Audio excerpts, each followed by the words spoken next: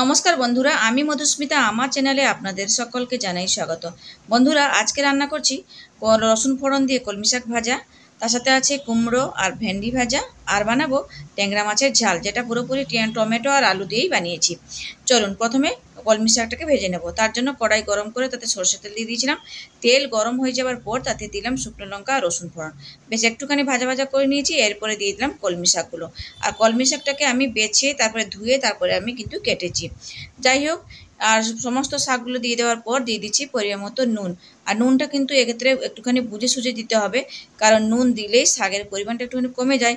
আর বেশি পড়ে গেলে কিন্তু শাকটা নোনতা লাগবে, খেতে তেমন ভালো লাগবে না। ব্যাস একটুখানি ঢাকা দিয়ে দিচ্ছি। তারপর 1 মিনিটের জন্য ঢাকা দিলাম। এই যে দেখুন, ঢাকা দিয়ে তারপরে 1 মিনিট পর ঢাকা খুলে নিয়েছি। এরপর কলমি শাকটাকে পুরো ভাজা ভাজা করে নিয়েছি। তো কলমি শাক ভাজা পুরোপুরি রেডি হয়ে গেছে। এরপর আমি তুলে নিচ্ছি। আর বন্ধুরা, এই কলমি শাক ভাজাটা গরম ভাতের সাথে খেতে কিন্তু অসাধারণ লাগে। যাই হোক, সমস্ত শাকগুলো আগে তুলে নিই, তারপরে কড়াইটা আবার ভালো করে ধুয়ে নেব। তারপরে কুমড়ো আর ঢেঁড়সগুলো ভাজবো। এই যে দেখুন, শাক ভাজাটা কেমন হয়েছে অবশ্যই কিন্তু কমেন্টস করে জানাবেন। তো চলুন, এই যে তেলটা গরম হয়ে গেছে। এরপর ঢেঁড়স আর কুমড়োটা ভাজবো। আর একটা না দুটো কুঁদরি পড়েছিল, তো সেই কুঁদরিটাও কেটে নিয়েছি।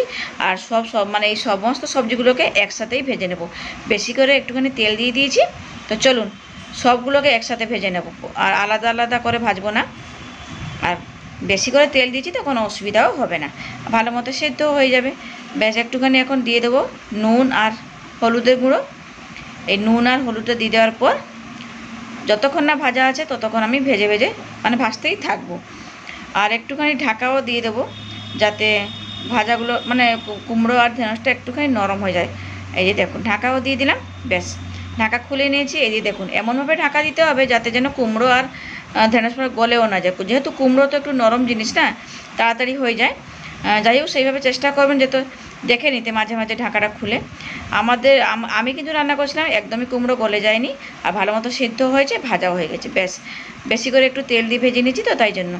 এই যে দেখুন, কুমড়ো, ঢেঁড়স আর কুঁদরি সব ভাজা হয়ে গেছে।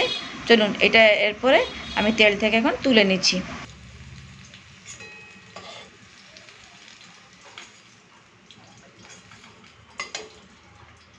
এই যে দেখুন কেমন হয়েছে, দেখে বলুন।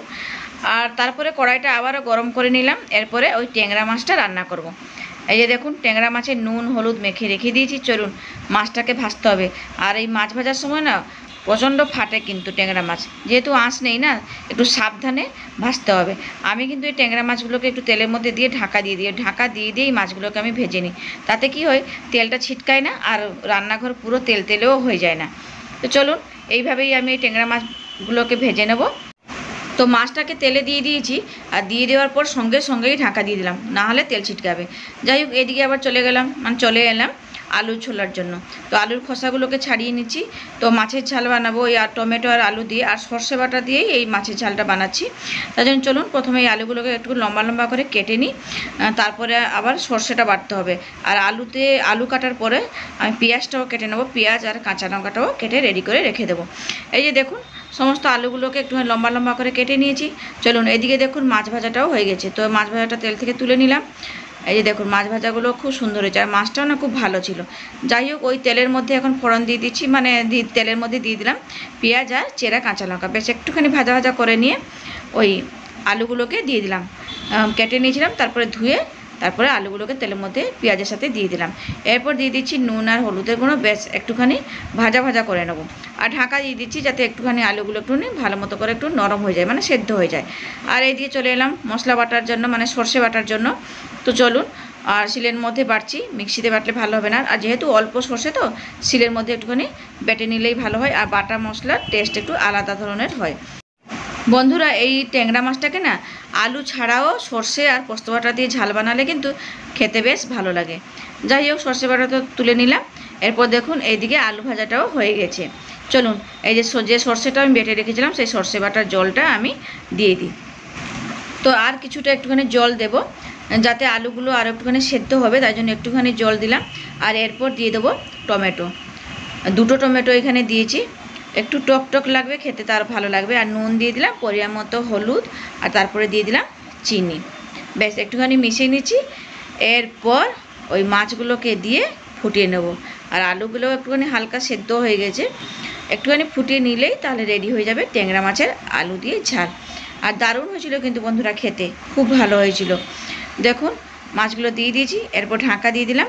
ব্যাস 2 থেকে 3 মিনিট না 5 মিনিট লেগেছিলো, 5 মিনিট ধিমি আঁচে রান্নাটা করে নিয়েছি। আর আলুগুলো সুন্দর সিদ্ধ হয়ে গেছে, মাছটাও ভালো মতো সেদ্ধ হয়ে গেছে। তো এই যে দেখুন ট্যাংরা মাছের ঝাল পুরোপুরি রেডি হয়ে গেছে। আর গরম ভাতে মাছের ঝালটা খেতে কিন্তু দারুণ লাগে। তো বন্ধুরা আজকের মতন থাকলাম, তাহলে টাটা।